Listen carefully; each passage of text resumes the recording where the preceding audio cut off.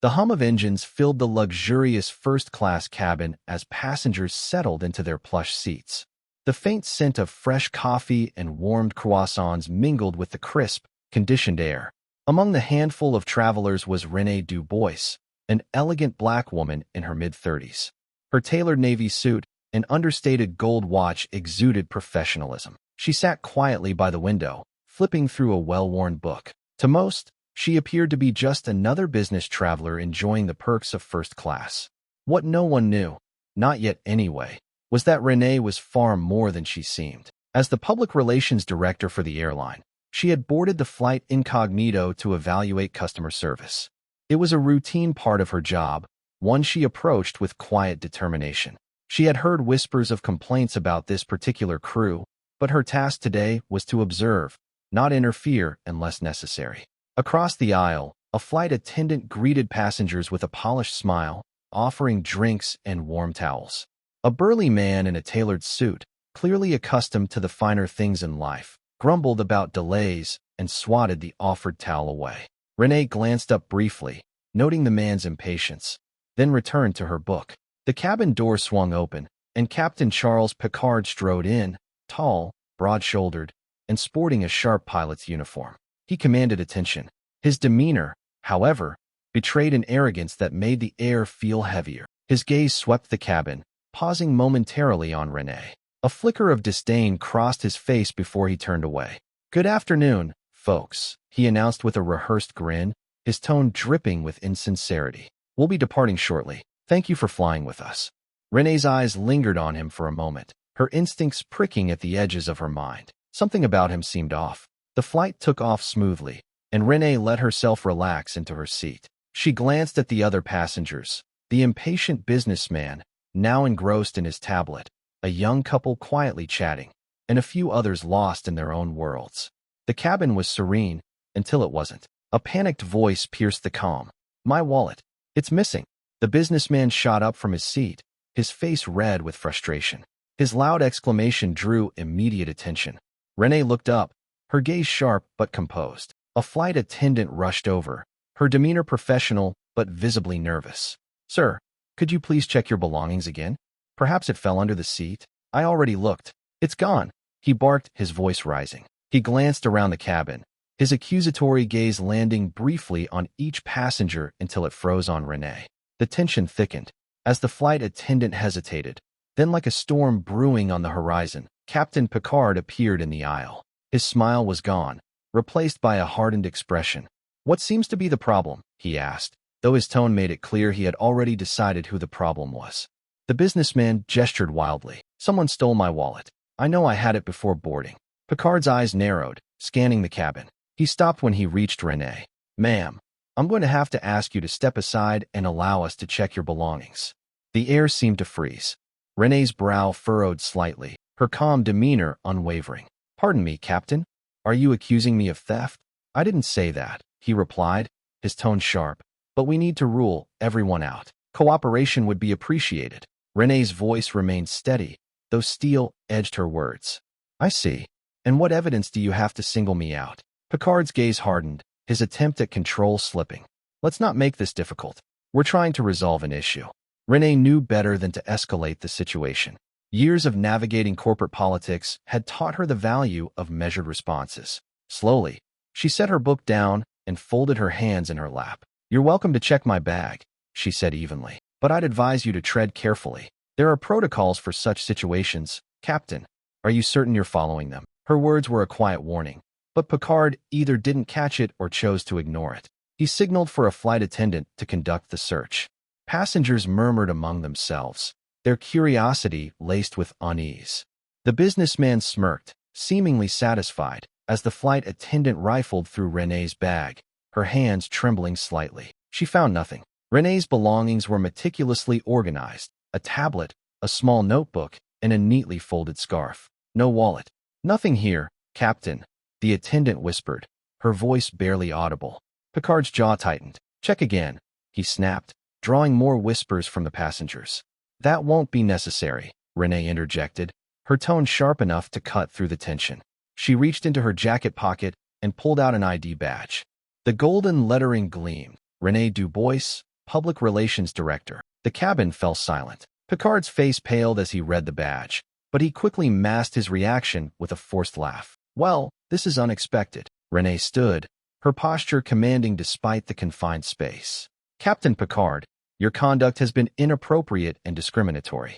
I suggest you reconsider your approach before this situation escalates further. Her voice was calm, but the weight of her authority was undeniable. The murmurs among the passengers grew louder, and the flight attendants exchanged uneasy glances. For the first time, Picard appeared unsure.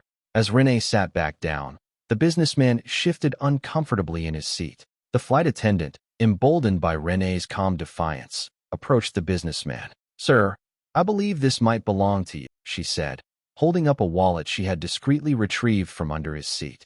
The businessman turned crimson, muttering an apology as he grabbed the wallet. But the damage was done. The atmosphere in the cabin had shifted, and all eyes were on the pilot. Renee returned to her book, her expression serene. She knew this was only the beginning. The unease from the earlier confrontation lingered in the cabin, thick as fog. Renee turned a page in her book, though her eyes scanned the words without truly reading them. Her mind churned with the implications of what had just happened. It wasn't the first time she had encountered prejudice, but this was different. This wasn't a random stranger on the street. This was a professional entrusted with the safety and well-being of others. Across the aisle, Captain Picard lingered in the galley, his presence casting a shadow over the normally cheerful flight attendants. He leaned against the counter, arms crossed, and glared out at the cabin. His pride, bruised by Renee's defiance and the wallet's sudden reappearance, simmered dangerously close to the surface.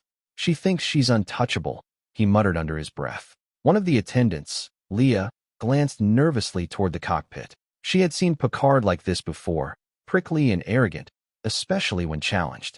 Maybe it's best to let it go, Captain. She's the PR director. You don't want this to. I know exactly what I'm doing, he snapped, cutting her off. His voice was low but sharp, a warning that sent a chill through Leah. Just focus on your job. Leah bit her lip and turned away, busying herself with arranging drinks on a tray. Inside, she wrestled with the conflict brewing in her heart. She knew Picard was in the wrong, but speaking up could jeopardize her own career. For now, she decided, silence would be her refuge. The plane cruised smoothly at 35,000 feet, the turbulence outside a sharp contrast to the tension within. Renee remained poised in her seat, but beneath her calm exterior, she was making mental notes: protocol violations, discriminatory behavior, unlawful search. Her job required her to maintain a thorough understanding of airline policies, and Picard had broken several within minutes. She wasn't just a victim of his arrogance, she was now a witness. Suddenly, the intercom crackled to life. Picard's voice filled the cabin, deceptively cheery. Ladies and gentlemen, we'll be experiencing a slight delay in our arrival as we adjust our route for safety reasons. We appreciate your understanding. Renee frowned, eyes narrowing. Safety reasons? The flight path was clear, and there hadn't been any reports of storms. Her instincts told her this was something else entirely. Minutes later, the plane began to descend, and the passengers murmured with confusion. Leah appeared at Renee's side, her expression apologetic. Miss Du Bois, I'm so sorry for the inconvenience. Captain Picard has decided to make an unscheduled stop. Unscheduled stop? Renee raised an eyebrow. Why? Leah hesitated, glancing toward the cockpit before leaning in closer. He's calling for airport security to meet the plane on the ground. He claims there's been a security breach. Her voice dropped to a whisper. I think he's targeting you. Renee's chest tightened, though her face betrayed nothing. This wasn't just arrogance anymore. It was retaliation.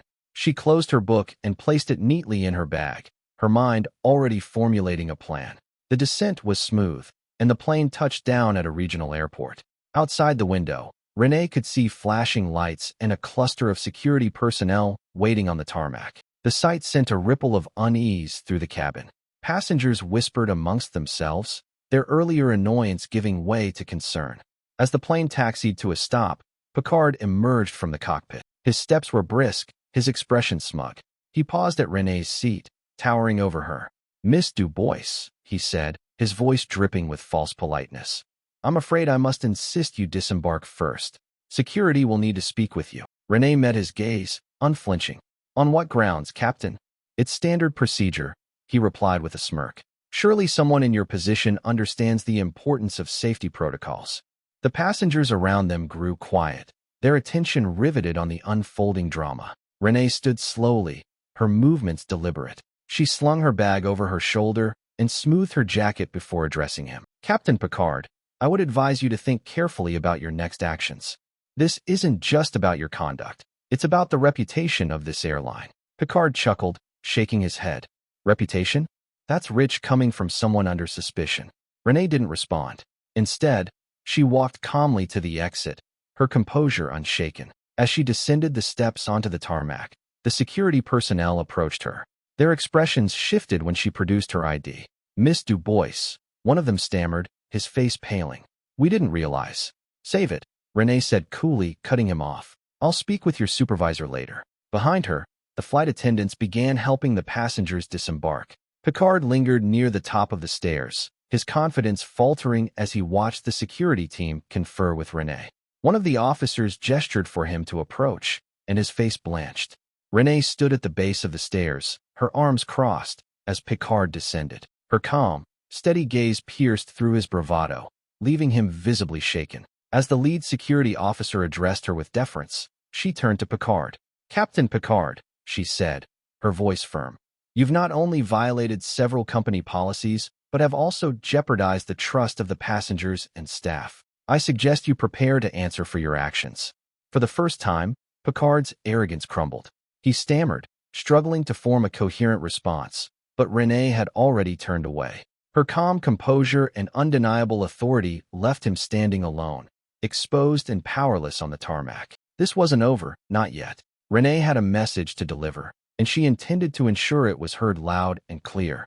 The terminal was a stark contrast to the claustrophobic tension of the plane. High ceilings and expansive glass walls let in natural light, casting long shadows on the polished floors. Renee walked purposefully through the bustling airport, flanked by two senior security officers who had been summoned at her request. Her heels clicked sharply against the floor, each step resonating with quiet authority. Behind her, Captain Picard trailed at a reluctant distance, his earlier bravado now replaced by a simmering nervousness. The murmur of passengers and airline staff grew louder as the scene unfolded, an unmistakable juxtaposition of power-shifting hands. Renee and the officers entered a private conference room, the door closing with a soft thud. The space was austere but functional, with a long table, several chairs, and a monitor displaying flight information. Renee placed her bag on the table and stood with her arms crossed, waiting for Picard to join them. When he finally stepped in, the door seemed to close behind him with an air of finality. His posture was stiff, his gaze darting between Renee and the officers as if searching for an escape. Captain Picard, Renee began, her tone calm but laced with authority. Before we proceed, I want to make one thing clear. This is not a conversation, it's an inquiry. Your actions have not only jeopardized the reputation of this airline, but also created a hostile environment for passengers and crew. Picard scoffed, though his voice lacked the conviction it had carried earlier. Hostile environment? That's a stretch. I was ensuring the safety of everyone on board. It's my job. Renee's eyes narrowed. Safety? By singling out a passenger based on nothing but your own biases? By fabricating a security breach and forcing an unnecessary landing? That's not safety. That's abuse of power. The lead security officer, a composed woman named Sergeant Leroy, cleared her throat. Captain, we've reviewed preliminary statements from the flight attendants and passengers. There's no evidence to support your claim of a security threat. In fact, it appears the missing wallet was located without incident. Picard's face flushed. This is a misunderstanding, he argued, his voice rising. She provoked the situation, challenging my authority, questioning my judgment. What was I supposed to do? Ignore it. Renee took a step closer, her presence almost palpable. Yes, Captain. You were supposed to follow protocol. You were supposed to treat every passenger with respect. And you were supposed to recognize that your personal biases have no place in a professional environment. The monitor on the wall beeped softly, signaling an incoming call.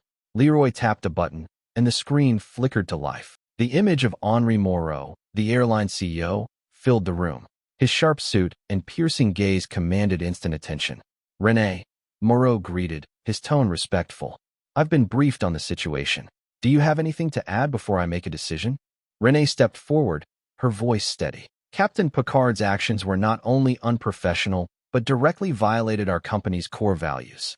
He endangered the trust of our passengers and staff and undermined the integrity of this airline. If we're to maintain our reputation, there must be accountability. Morrow nodded, his expression grim. Understood. He turned his attention to Picard, whose defiance had crumbled into visible fear. Captain Picard, Moreau said, his tone icy. Effective immediately, you are suspended pending a full investigation. Your behavior has put this company at risk, and I will not tolerate actions that compromise our standards.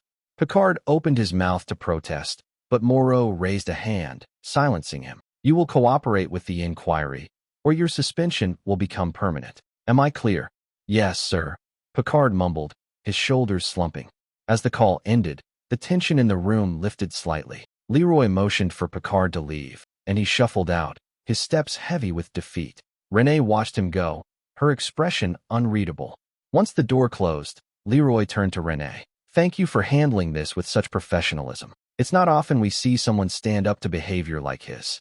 Renee offered a faint smile. It's my job to protect this airline, Sergeant. That includes protecting its values. Outside the conference room, Renee paused in front of a large window overlooking the tarmac. The sun was setting, casting the planes in hues of gold and orange. She exhaled slowly, the weight of the day settling on her shoulders. This wasn't the first time she had faced adversity in her career, and it wouldn't be the last. But as she watched the planes taxiing on the runway, she felt a renewed sense of purpose. Today wasn't just about holding one man accountable. It was about setting a precedent. As she turned to leave, her phone buzzed with a message from Morrow. Excellent work today. Let's discuss next steps tomorrow. Proud to have you on the team. Renee smiled faintly, her resolve firm. This wasn't the end of the journey. It was merely the beginning of ensuring the skies were a place of respect and equality for all. The terminal was quieter now, the once bustling space dimming as evening set in. Renee stepped into the private lounge reserved for executives and VIPs. The cool air carried the faint aroma of freshly brewed coffee and leather polish. She allowed herself a moment to sink into a plush chair, her posture finally relaxing after hours of tension. Her mind, however, was far from still.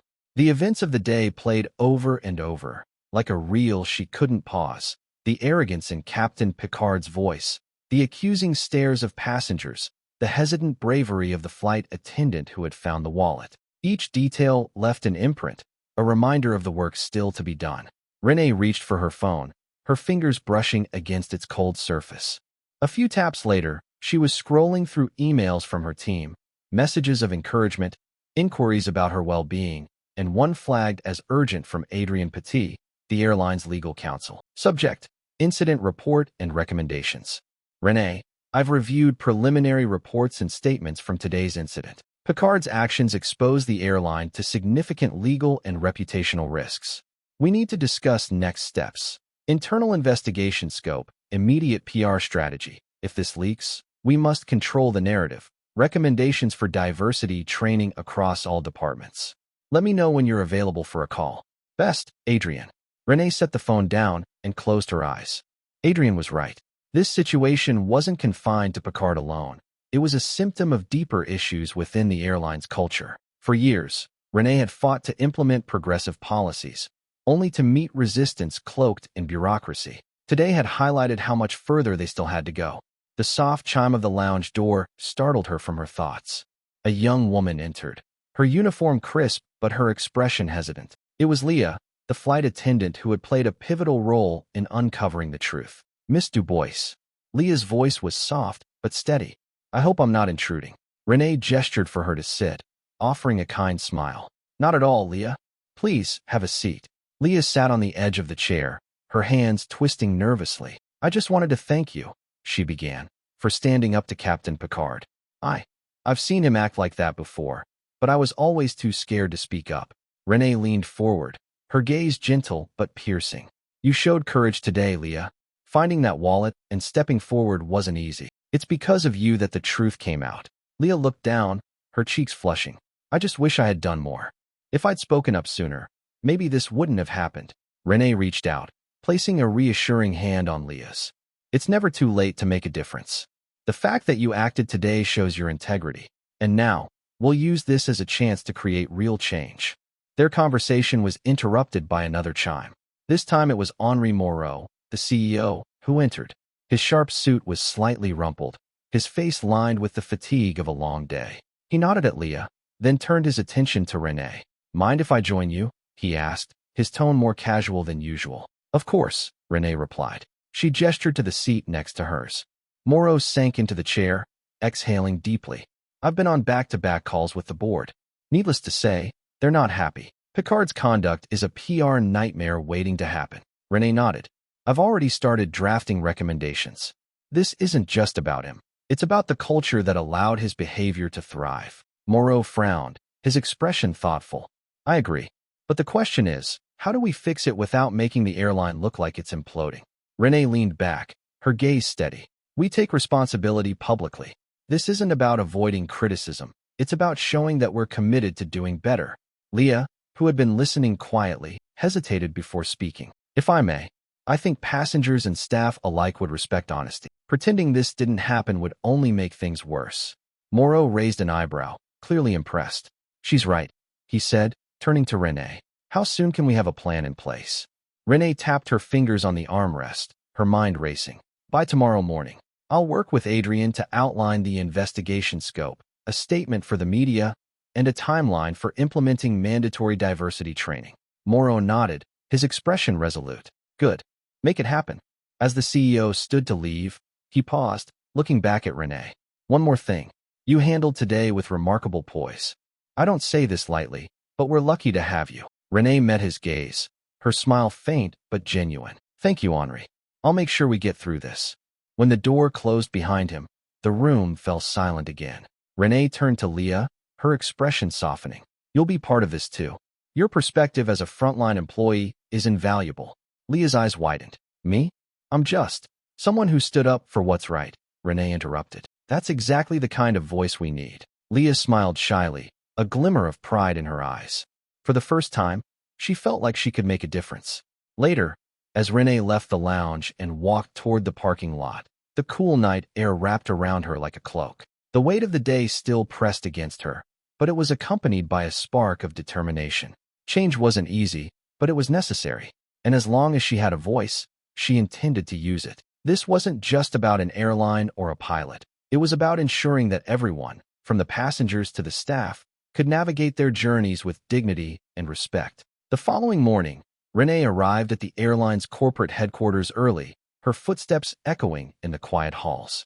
The air carried the faint aroma of freshly brewed coffee, but there was no comfort in the scent today. She knew the day ahead would be grueling, meetings with legal teams, the board, and the press.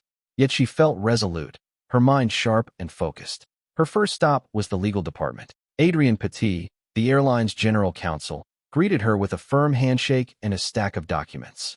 "Morning, Renee," he said, gesturing toward the conference table. "I've outlined the legal risks and potential fallout from yesterday's incident. We have a lot to cover."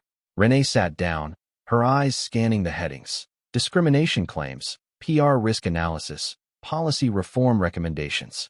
Each line item underscored the gravity of the situation. Adrian leaned forward, his tone measured. "First, we need a comprehensive internal investigation. I've already assembled a team to interview the flight attendants, passengers, and Picard himself. But we need to move quickly. If this leaks before we're prepared, it could snowball." Renee nodded. "Agreed. I also want a representative from HR involved, someone who can assess whether similar complaints against Picard or others were ignored in the past." Adrian jotted down her request. "Done.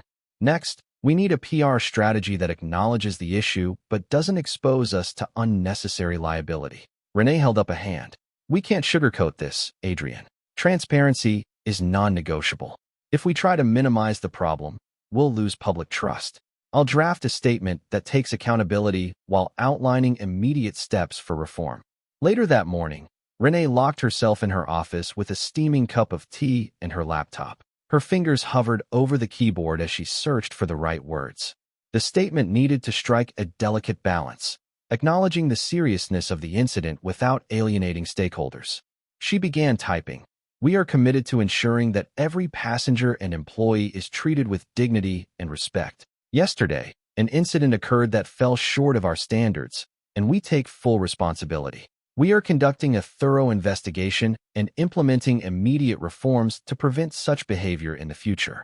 Discrimination has no place in our airline, and we are committed to building a culture of inclusion and accountability. Renee read the words aloud, ensuring they carried the weight of sincerity. Satisfied, she sent the draft to Adrian and the CEO for review.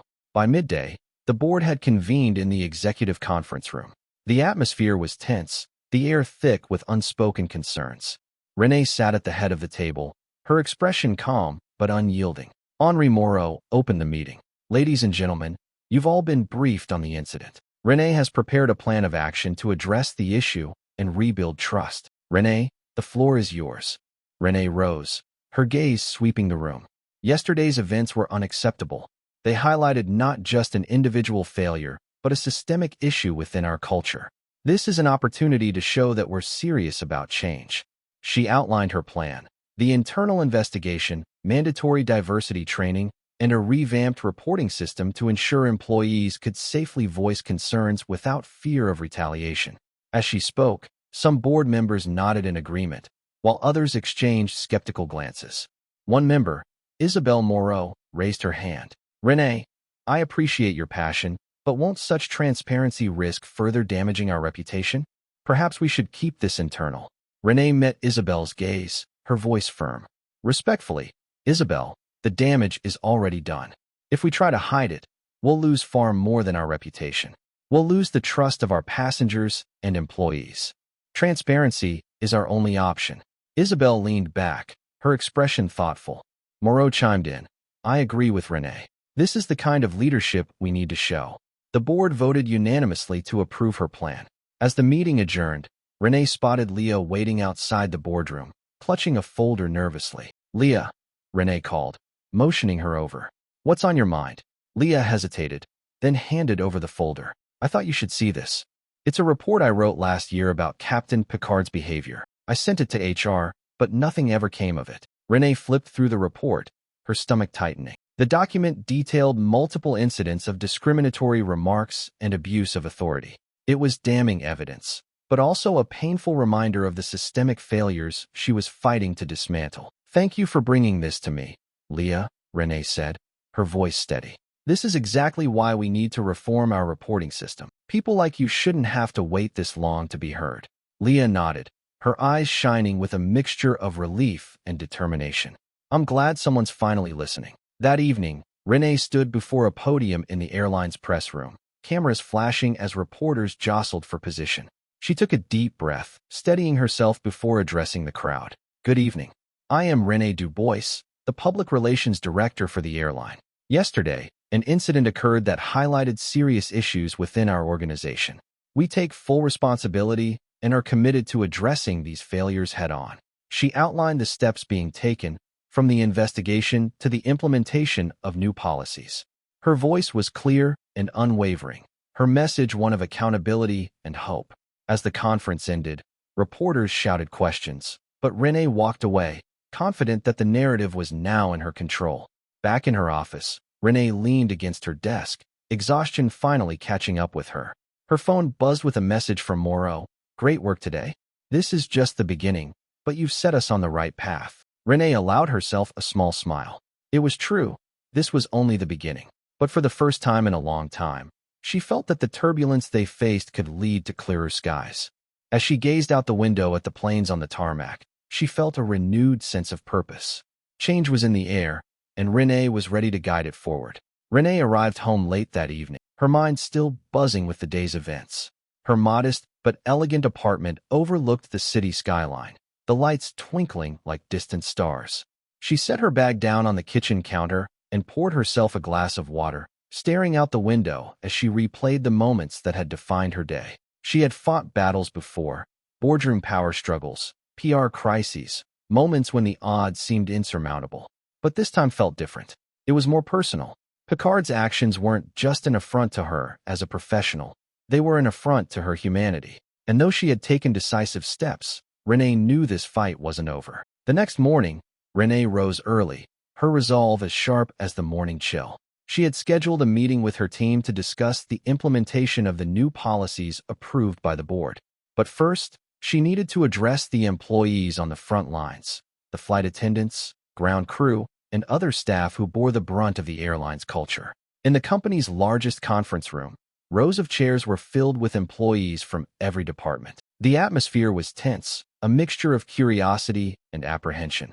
Renee stood at the podium, her gaze steady as she surveyed the crowd. "Good morning," she began, her voice clear but warm. "I'm here today because I owe each of you the truth. Yesterday, an incident occurred that shouldn't have happened. It wasn't just about one person's actions. It was about a culture that allowed those actions to take place. That ends now." The room was silent, every pair of eyes fixed on her. Renee continued, her tone firm but compassionate. "You are the backbone of this airline. You deserve to work in an environment where you are respected and valued, regardless of your background, title, or the color of your skin. We're implementing changes to make that a reality." After her address, Renee stayed to listen to the employees' concerns. One by one, they spoke up, their stories painting a picture of systemic issues that had been ignored for too long. James, a baggage handler, shared how his ideas for improving efficiency had been dismissed repeatedly by his supervisor, who openly favored employees from his own background.